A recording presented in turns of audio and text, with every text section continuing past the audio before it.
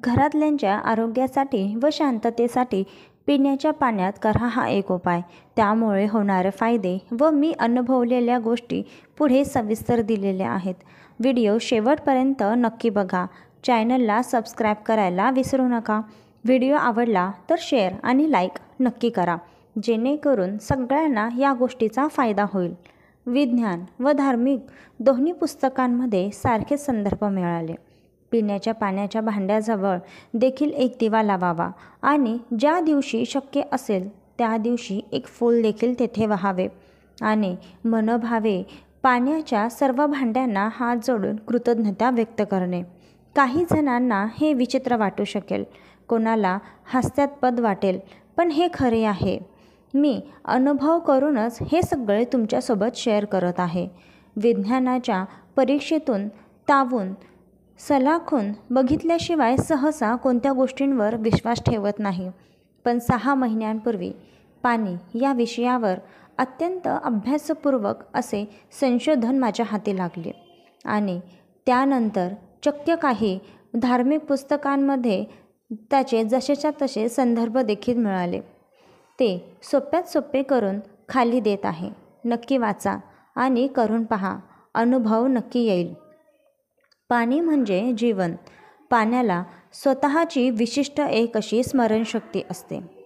पाणी पिताना ज्या प्रकारचे आपले विचार असतात आणि ज्या मानसिक स्थितीमध्ये आपण पाणी पितो त्याचा प्रचंड परिणाम पाण्यावर आणि पर्यायाने आपल्यावर होत असतो.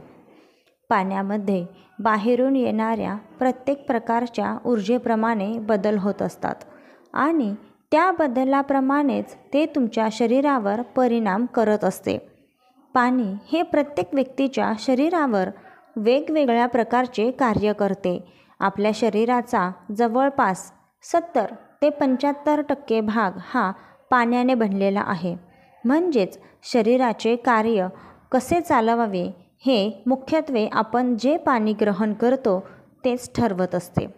पाणी पितानाचे तुमचे विचार, पाण्याकडे बघण्याची तुमची दृष्टी किंवा नजर, पाणी पिताना आजूबाजूला येणारे आवाज, पाणी पिताना तुमच्या मनातील भावना किंवा तुमच्या तोंडातून निघणारे उच्चार, या सर्वांचा पाण्यावर प्रचंड परिणाम होतो आणि जे प्रत्यक्षात मायक्रोस्कोप खाली बघतासुद्धा येते.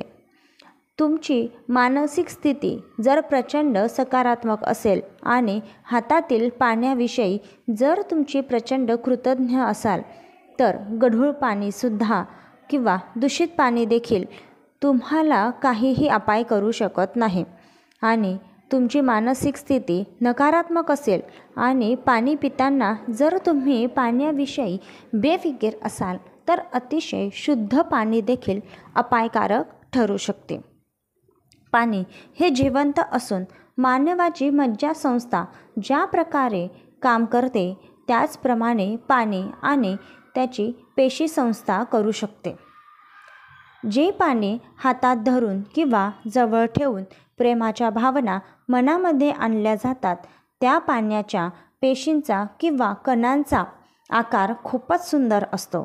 आणि जे पाणी हातात धरून किंवा जवळ ठेवून राग किंवा द्वेष अशा भावना मनात आणल्या जातात त्या पाण्याच्या कणांचा आकार खूपच विचित्र आणि आबडधोबड असतो. ज्याप्रमाणे पाणी पिताना तुम्ही पाण्याला ट्रीट करता, पाणी ते खूप जास्त काळापर्यंत लक्षात ठेवते आणि त्याप्रमाणे तुमच्या शरीरावर चांगले किंवा वाईट परिणाम करते. पाण्याचा विचार सध्या लिक्विड कॉम्प्युटर म्हणून देखील केला जात असून त्यामध्ये पाण्याचा लक्षात ठेवणे, मेमरी हा गुणधर्म वापरला जात आहे. तुम्हाला जो काही चांगला उद्देश साध्य करायचा आहे तो उद्देश एका हातात पाण्याचा ग्लास घेऊन मग मनामध्ये बोलून मग ते पाणी पिणे यासारख्या विविध वॉटर थेरपी सध्या पाण्याच्या याच गुणधर्माचा वापर करून उदयास येत आहेत. आता या पाण्याचा दिव्य आणि शक्तिशाली क्षमतांची सांगड आपल्या संस्कृती आणि चालीरीतींशी घालण्याचा प्रयत्न केल्यावर जे काही हाती लागले त्यावरून मी खालील गोष्टी गेली 6 महिने करीत आहे.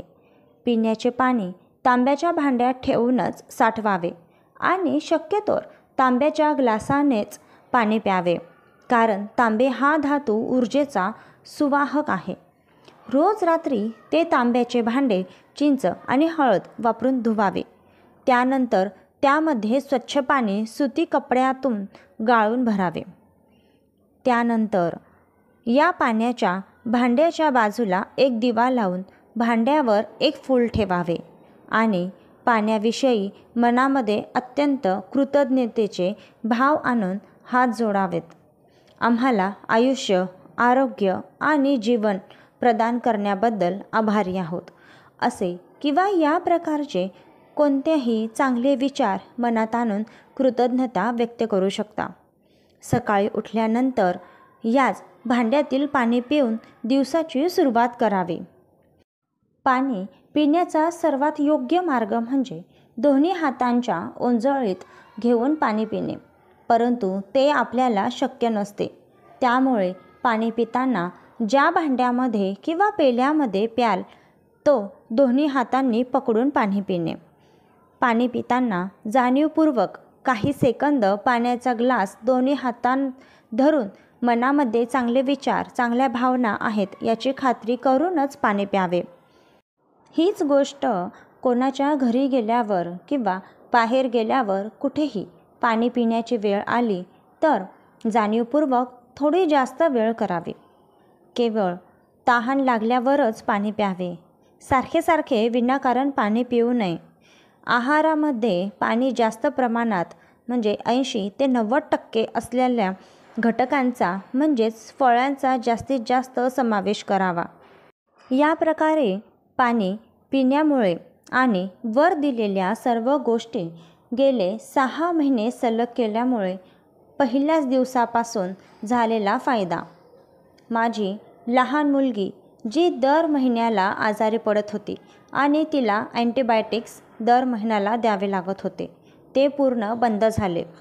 माझे मानसिक आणि शारीरिक स्वास्थ्य खूप चांगले झाले, जे काही महिन्यांपूर्वी प्रचंड बिघडलेले होते. माझ्या घरातील लोकांचा ॲसिडिटीचा त्रास जवळपास बंद झाला आहे. रोज सकाळी घरातील वातावरण खूपच छान, हसते, खेळते आणि ऊर्जेने भरलेले असते. त्याचप्रमाणे माझ्या पाण्याकडे आणि एकूणच स्वयंपाकघराकडे बघण्याचा दृष्टिकोन प्रचंड बदलला आहे.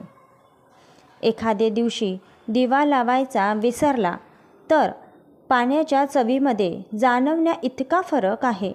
करून बघा, फरक नक्की जाणवेल. आणि व्हिडिओ आवडला असेल तर कमेंट करून नक्की सांगा आणि व्हिडिओला जास्तीत जास्त शेअर करा. व्हिडिओ आवडला असेल तर व्हिडिओला लाईक आणि चॅनलला सबस्क्राईब करायला विसरू नका. पुन्हा भेटूया पुढच्या व्हिडिओत. तोपर्यंत श्री स्वामी समर्थ.